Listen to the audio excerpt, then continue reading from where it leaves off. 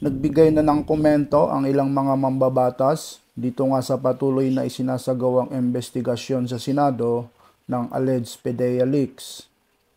Itong si House Deputy Speaker J.J. Suarez ay tinawag itong political circus. Ito ngang pagpapatuloy na pagdinig ng Senate Committee on Public Order and Dangerous Drugs sa pangunguna nga ni Senador Bato de la Rosa dito sa isyu ng alleged PDEA leaks kung saan idinadawit si Pangulong Bongbong Marcos at iba pang personalidad sa illegal na droga. Kahit ang PDEA na mismo ang nagsabi na wala itong katotohanan at questionable ang kredibilidad ng iniharap na witness. At sinabi pa ni Representative Suarez na sana ay mahalagang issue na lang ang pagtuunan ng pansin kaysa sa mga bagay na pamumulitika at tila paninira lang sa administrasyon. On the first statement you issued, sinabi ng Young Guns to last week. Gusto ko lang i-emphasize na Young Guns din kami ngayon. Actually, kami ni Kong Joe, Young Ones kami. Young Ones, we were young before. Unang-una para po dun sa Senate hearings. Of course, we respect the position of the Senate, but sa akin kasi, kung hindi nakakatulong sa bansa, ba't pa natin pag-uubusan ng oras at panahon? Nakita na naman natin na nag-issue na ng statement ang PDEA. Diniscredit na nila yung document.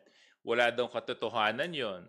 Tapos pati yung credibility ng hinarap na witness, questionable. So sa akin, kung yun na yun, di yun na yun. Ba't pa natin bibigyan pa ng more attention? Why don't we focus our efforts, our resources in more important matters such as the rice tariffication law, amending it?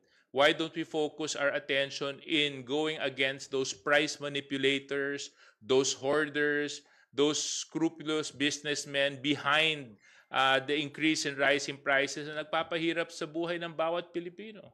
Bakit hindi natin tutukan yung mga problema na hinaharap ng ating bansa na mas may kinalaman sa pag-angat ng antas ng buhay ng ating mga kababayan? So sa akin, this is a mere political circus.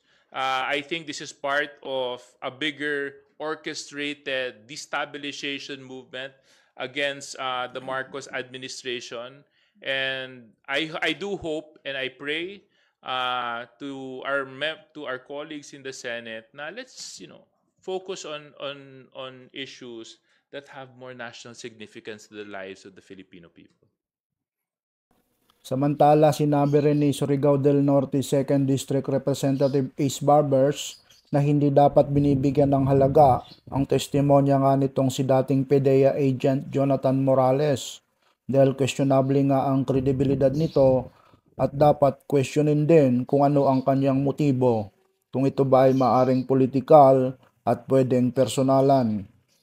Ang aking lamang pong tanong na namumuo sa aking isipan, yung testimonya ng witness na si Mr. Morales. No? Jonathan Morales, oo.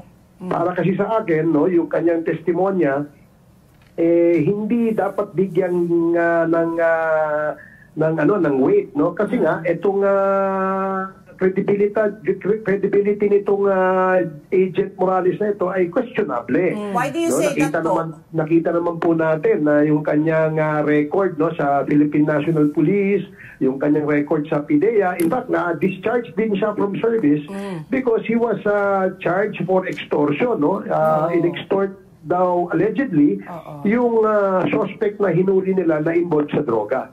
Well, in fairness naman kay Senator Bato, because nga sabi ko nga kanina, ito ay under dun sa kanyang committee at maaaring ang sa aking pagkakalam, yung kanyang motu proprio investigation ay originally, ang pag-uusapan doon ay itong drug bust na nangyari dito sa Batangas, no, just recently, na kung saan around 9 to 10 billion pesos worth of illegal drugs ang nahuli. Yeah. No? But kaya nga merong tanong sa aking isipan na naiba yata yung agenda, no? Napunta dito kay Agent Morales na sabi ko nga in the first place na para sa akin, personal opinion ko to, but I respect the opinion of Senator Bato na para sa akin ay di ko bibigyan ng weight, no, yung kanyang testimony kasi nga questionable yung credibility nito at maraming kalokohan na ginawa ito noong kanyang panahon sa serbisyo. Well, alam mo, meron kasing principle sa di ba, yung sinasabi nilang res ipsa loquitur. The thing speaks for itself. The record will show na ito yung record ng itong sinasabing witness ng PIDEA leaks na ito. Unang-una, pag questionable yung credibility, naturally, questionable yung motibo. Diba? So, bakit natin bibigyan ng, kung ika nga, pansin? For lack of a better word, Paten Ali, no? Ba't natin bibigyan ng pansin yan, no? Yun nga, sabi ko nga, kung questionable yung credibility nito, at wala naman tong magandang record sa PIDEA at sa PNP, ba't natin ba't natin hindi questionin yung kanyang motibo? Maraming motibo ito. Di ba? Pwedeng political, pwedeng personalan, may galit ito, or whatever it is. So, sabi ko nga, hindi dapat dito, para sa akin, hindi dapat dito nakatuon yung investigation in aid of legislation. Kung para sa akin naman, kung ako ang inyong tatanungin, ang aking opinion sa bagay na ito, muli, inuulit ko, opinion ko lamang ito dito sa patuloy na ginagawang pagdinig sa Senado nitong ang alleged PIDEA leaks.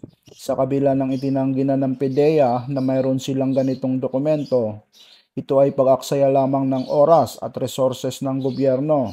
Bakit? Una, dahil ito ay 2012 pa nangyari.